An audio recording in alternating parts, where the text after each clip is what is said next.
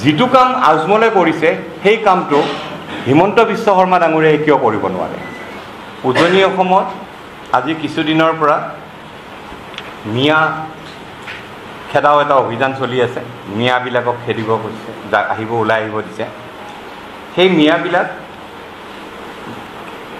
উজনি অসমৰ পৰা বাৰু আহিলেই, তিনিচুকীয়া, যোৰহাট, গোলাঘাট, শিৱসাগৰ সকলো ঠাইৰ পৰা ওলাই আহিল বাৰু, আহিছেই। আহি তেওঁলোক নামনি অসমত আহি সোমাইছে। এতিয়া নামনি অসমত আমাৰ বুজা আকৌ হৈছে, নামনি অসমত আমাৰ বুজা হৈছে সেই মানুহবিলাক। এতিয়া উজনি অসমৰ পৰা মিয়া খেদা অভিযানটো আমি ৱেলকাম কৰিছোঁ, কিন্তু সেই মিয়াখিনি আহি আকৌ নামনি অসমতে আহি আছে, বা নামনি অসমৰ পৰাই তেওঁলোক উজনি অসমলৈ গৈছে। মিয়া বুলি ক'লে বৰ্তমান আমি যিখিনি দেখি আছোঁ সেইখিনি হ'ল লেবাৰ, ইটা ভাটাত কাম কৰা, চব্জি বেপাৰী, মাছ বেপাৰী, কণী বেপাৰী, মোবাইলত টেম্পাৰ গ্লাছ লগোৱা সিও আছে মিয়া। এইখিনি হ'ল মিয়া লেবাৰ। ইয়াৰ লগতে ক'লে অলপ বেয়া লাগে, তথাপিও উপায় নাই, আজমল ডাঙৰীয়াৰ ছুপাৰ 40 এটা আছে। বছৰত 40জনকৈ ল'ৰা ছোৱালী তেখেতে ওলাই আছে। তাতে কিন্তু সেই লেবাৰ নাই, তাত চব্জি বেপাৰী নাই, তাত ইটা ভাটাত কাম কৰা মানুহ নাই।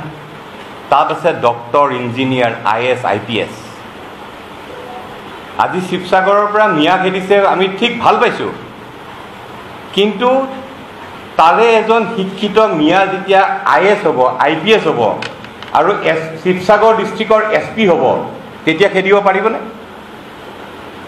তেতিয়া খেদিব পৰা যাবনে? সেই SPয়ে কি কৰিব? পিঠিত খালি বহল কৰি দিব কোবাই।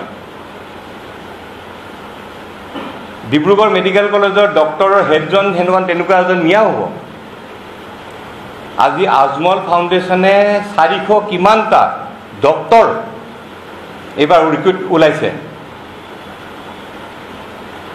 এতিয়া কথাটো হ'ল অকল সেই চব্জি, মাছ এইবিলাকতে আমি ব্যস্ত থাকিলোঁ, কিন্তু আজমল ফাউণ্ডেশ্যনে যিটো কৰি আছে, অসমত নিজৰ জাতিক ভাল পোৱা চবতকৈ ডাঙৰ মানুহজন, যিজনে নিজৰ জাতিক ভাল পায়, সেইজন হ'ল আজমল, বদৰুদ্দিন আজমল ডাঙৰীয়া, যোনে নিজৰ জাতিটোক ভাল পায়। IMDTAক বাতিল হোৱাৰ কাৰণে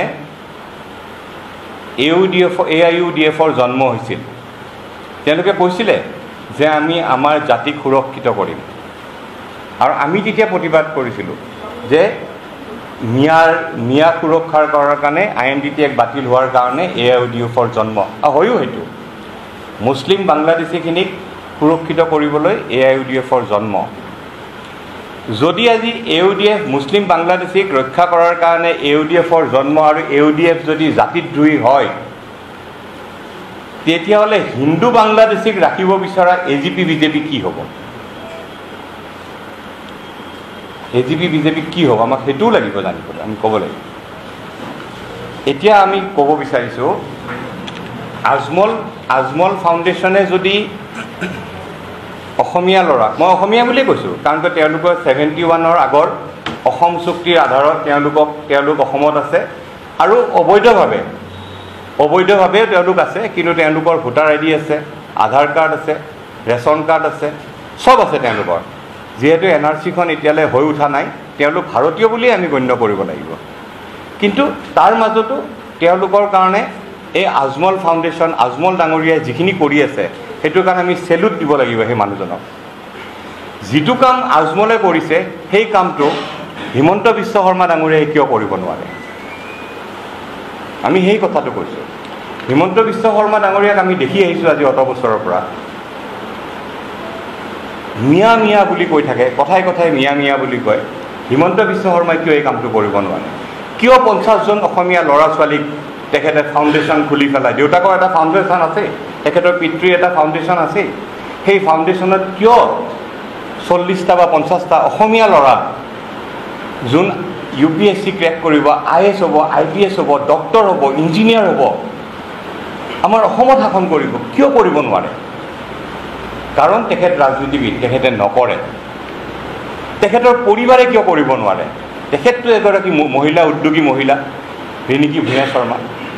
আমিতো নগণ্য, আমি খালি অনুৰোধহে কৰিব পাৰিম, আমি ক'বহে পাৰিম, তেওঁলোকে নকৰে।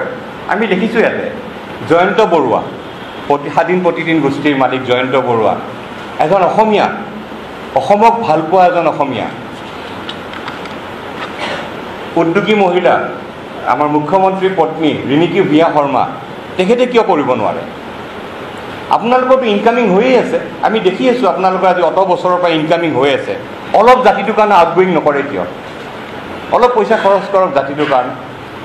তাৰপিছত আপোনাৰ ঠিকাদাৰ ভাগ্য কলিতা, আমি যিখিনি মানুহৰ নাম আমি সততে লওঁ, অনিল দাস, অনুপম শৰ্মা, এনেকুৱা কিছুমান মানুহ আছে যোনে তেওঁলোকৰ গোটেই জীৱনত ইনকামিঙে হৈ থাকিলে, আউটগয়িং কৰিব নোৱাৰেনে? তেওঁলোকে নকৰে।